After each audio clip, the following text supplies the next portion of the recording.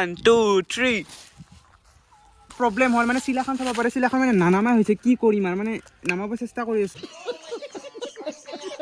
মোৰ চেনেলটোলৈ সকলোকে স্বাগতম জনাইছোঁ আজি মানে থাম্বনেইলটো চাই গমেই পাইছে যে কি হ'ব যাই আছে আজি মানে আমি চিলা বনাব যাই আছোঁ আৰু বহুতেই হয়তো চিলা বনাব জানে কিন্তু ৰছীটো গাঁঠিব নাজানে সেইকাৰণে মানে চিলাবিলাক নুৰে চবলক আজি আমি চিলা বনাওঁ বনাবৰ কাৰণে আমাক কেইটামান বস্তু লাগিব সেই কেইটা বস্তু মই দেখাই দিছোঁ এইফালে কি কয় নিউজ পেপাৰ নহ'লে এনেকুৱা ৰঙীন পেপাৰ পায় তাৰপিছত কেঁচি এখন আৰু বান্ধি কাটি 4 পাত লাগব এনেহেন মানে নাৰিকলৰ যোনটো পাতৰ পৰা হয় সেইটো তাৰপিছত টেপ এটা আৰু গ্লু ষ্টিক নহ'লে যোনটো ময়দাৰ পৰা আঠা হয় সেইটো হ'লে হ'ব বাকী এইখিনি লাগিব পৰা মই মানে সেউজীয়া কালাৰটোৱে লৈ ল'লোঁ তো এইখন বন্ধকত এখন কাগজ আমি প্ৰথমতে এনেকুৱা কৰি ল'ম তো এইটো যোনটো মানে চিলাৰ আকৃতিটো বনাই ল'ম ইয়াতে কাটি ল'ম হৈছে অফ কৰি দিবি লাষ্টৰখিনি খাই মানে 4 পাত বাঢ়নি কাটি আছিল মানে দুপাতকৈ জইন দিছোঁ চাব পাৰে যাতে মানে মজবুত হয় চিলাখন এই পাত তো এইখিনি মই লগাই দি আছোঁ আপোনালোকক দেখুৱাইছোঁ পিছৰখিনি একেবাৰে শেষত মানে চিলাখন হৈ গ'ল চাব পাৰে মই ইয়াতে মানে এক পাত সূতা দি দিছোঁ মানে যাতে কি কয় আমাৰ আঠাটো দিয়াতে সহজ হয় আৰু ইয়াতে এটা আঠা ইয়াতে এটা আঠা ইয়াতে এটা দিছোঁ তাৰ এই পাত হ'ল নেজ তাৰপিছত তোমাৰ এই পাত লাঠি পাত মাজেৰে সোমাই দিছোঁ এইফালে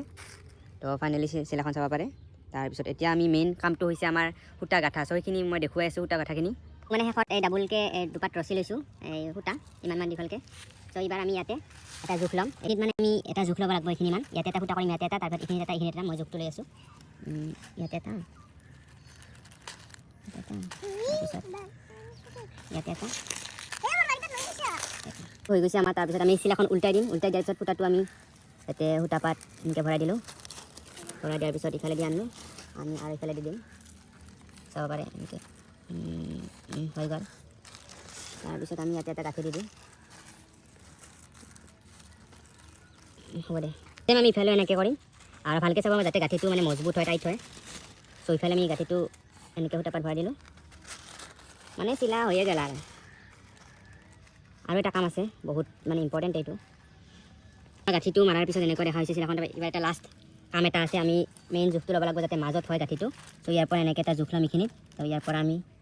এনেকৈ এটা জোখ ল'ম এইখিনিত মানে গাঁঠিটো হ'ব লাগিব বান্ধটো ত' ইয়াতে আমি এই গাঁঠিটো দি দিম ভালকৈ চাব এইখিনিত মানে এইটোৱে মেইন চিলা বনোৱাৰ 19-20 হ'লে কথা নাই কিন্তু যদি 20-30 হয় সেইটোৱে প্ৰব্লেম হৈ যাব চ' এইটো হৈ গ'ল পুৰা একদম পাৰফেক্ট হৈছে চাব পাৰে একদম পাৰফেক্ট হৈছে গাঁঠিটো তাৰপিছত আমি ইয়াতে যোন পাত ৰচি আছে ইয়াৰ লগত যোনটো টাকৰি আছে সেইটো মানে বান্ধি দিম হৈছে দে চিলাখন হৈ গ'ল এইবাৰ আমি লাষ্টত এটা কাম কৰিব লগা আছে সেইটো হ'ল মানে চিলাখন এনেকৈ ধৰি মাথাত জাষ্ট অলপমান এনেকৈ বেকা কৰি দিম এইখিনি কৰি দিয়াৰ পিছত এইবাৰ আমাৰ চিলা ৰেডি হৈ গৈছে উৰিবৰ কাৰণে চিলাখন একদম আৰু যিমান মানে দিব সিমানে উৰি যাব আৰু মানে চিলাখন বনালোঁ কিন্তু এটা প্ৰব্লেম হ'ল চাব পাৰি চিলাখন ইমান দূৰত কি ক'ম আৰু মানে বেছিকৈ সূতা দিয়া নাই মই কাৰণ মানে পাছত দিগদাৰ হয় কচাব চিলাখনৰ পূৰা একদম জোচ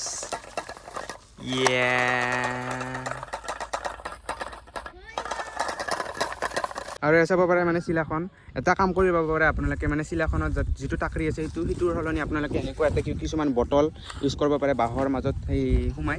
চ' আজিলৈ ইমানে যদি ভিডিঅ'টো ভাল পালে লাইক কৰিব শ্বেয়াৰ কৰিব আৰু মোৰ চেনেলটো ছাবস্ক্ৰাইব কৰিবলৈ নাপাহৰিলে বাই বাই